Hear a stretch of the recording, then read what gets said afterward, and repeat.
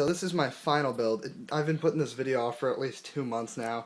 It's just, my desktop was never fully complete until now. Like, I was constantly changing things, getting new video cards, new CPU coolers, more RAM, which finally just came in today from Newegg. So I'm going to install my other 4 gigs, so I'll have 8 total. Yeah, so I'll just go over a few points of the case, because that is the housing. Kind of stupid to point that out, but you know what? Some people don't know that. It's got these nice little thumb screws that came with it, very easy to unscrew. So that just pops off. There's two 120mm fan ports, I guess, for that. I don't really have a very good workstation here, so I'm just using my desk and a crappy little light over there. So sorry if the quality is absolutely horrendous. We have room for a 120mm fan back here, or an 80 for exhaust. 2 top fans. Does not come with any fans except for the front one, and that's it. And it's kind of a violet colored.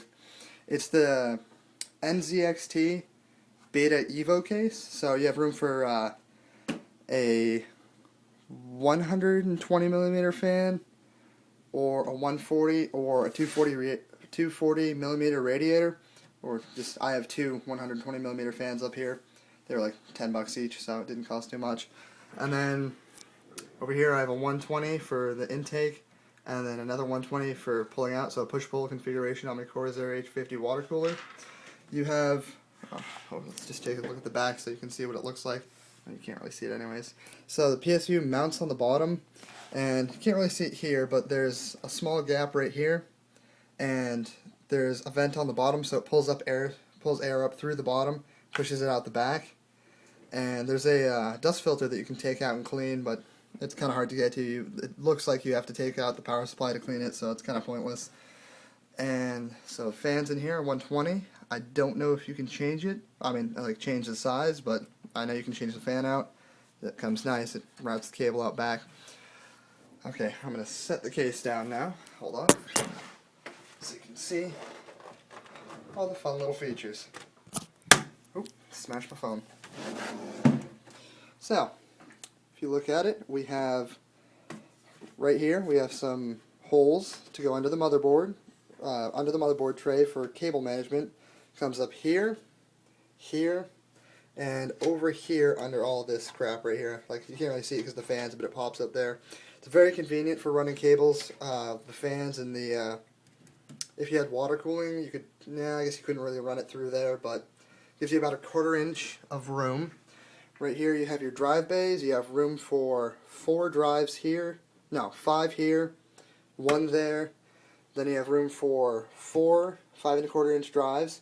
I just have a crappy DVD RW drive in there. I don't know, it's by Sony. It has a, hold on, I'm going to flip it back up, because, it supports mini ITX, micro ATX, and standard, so you cannot fit an XL in here. Has nice water cooling holes, so in case you want to run your radiator outside there, or your reservoir. There's not too much room, so unless you get a 5¼ inch bay reservoir, you're kind of out of luck, unless you want to jam it right there or here. And this is removable, so if you have a really long video card, you can just slide it so that it goes into here, so this just slides out. And yeah, so you'll have room for the longest video cards available right now. One thing is, I do not think this drive bay is removable, so it'll only work in this PCI Express slot. So, yeah, that's just something to remember here. Other than that, it's a really great case. Alright, I'm going to flip it up now so you can see the mesh and whatnot. Alright. So, here on the front, we have some really nice mesh front plates. So you can pop those out to put your drive bays in, or whatever you want, you know, your Blu-ray, your, I don't know, some people get the locks for it, which is really sweet. Right here we have the fan intake. So this gets a bit dusty. All I have to do is blow it out every once in a while. Your power button and your reset button. And this is also the hard drive activity light, so that's pretty nice. It flashes, it's nice and blue. This has like a violet kind of color fan. And up here you have 2 USB 2.0 ports, headphone, microphone, and eSATA. And that's pretty much all to it for this case. Oh, one more thing I want to note. I'm going to turn the case around. Okay. Sorry about this, I don't have a tripod, nor do I have good lighting. I'm using my iPhone to record this. There is really nice mesh covers right here. Everything looks very nice. Nice open, I guess air holes. They're little squares, they're not the honeycomb. I don't really like the honeycomb design like this. I don't like that for power supplies. I prefer it to be like this. And this nice grate, I guess, or the grate texture. It's kind of a honeycomb, but not really. I don't really know how to describe it, but it lets air flow through, so that's nice. I'm pretty sure it did not come with thumb screws for the other side, the back plate, I guess. Back panel, I'm sorry, there we go. So yeah, that's it for the case. So that's pretty nice, it's a nice case. This is the other 4 gigabytes of RAM that I got today, actually, to add to my other 4 gigs that I have in here.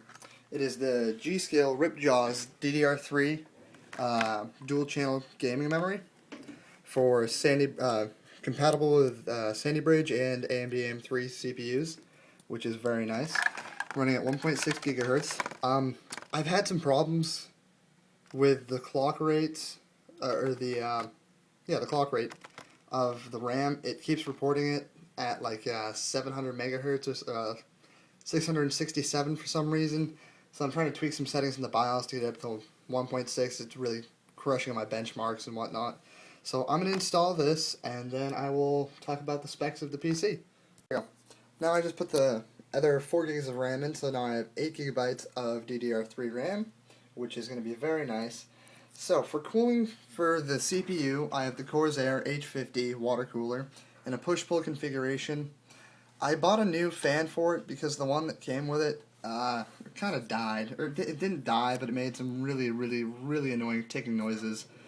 So yeah, just remember that. Their fans aren't too great. Or it died after 6 months of use, maybe. Not even that long. So, and then for the actual CPU, I have the AMD Phenom II X4 955 Black Edition processor running at 3.996 gigahertz and absolutely stable. I ran tests on it for I don't know, just about 6 hours of just beating the crap out of it, doing everything I possibly can think of. And like that was a 6-hour long test, and then whatever. So then I have the AMD Radeon 5750 for my video card by XFX. It's very nice. It's absolutely quiet. Runs cool when it's not in use and under load. One thing I don't like about the design is it just puts the heat wherever it wants. It just displaces it into the case. That's why I have the large 120mm fans pulling out, and my power supply pulling out, this pulling in, this pulling in. So it all vents out the top, really. What else to say? It's a BioStar TA890 GXB HD motherboard. So it sports AM3, and I think that's the only type of socket.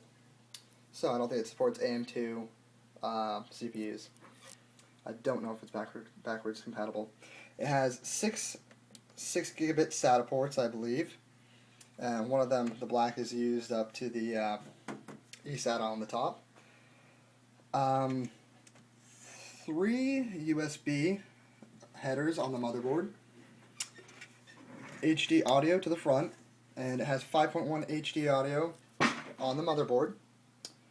I have a 2 terabyte Western Digital Green Caviar hard drive and a 500 gigabyte Western Digital Green Caviar hard drive. So the 500 is my boot, and my 2 terabyte is for the storage.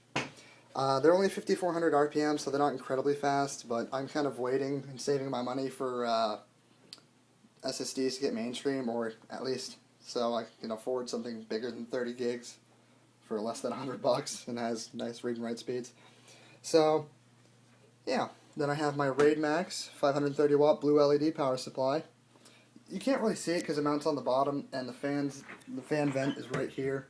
So you don't really see that it glows, but it shows up a little bit.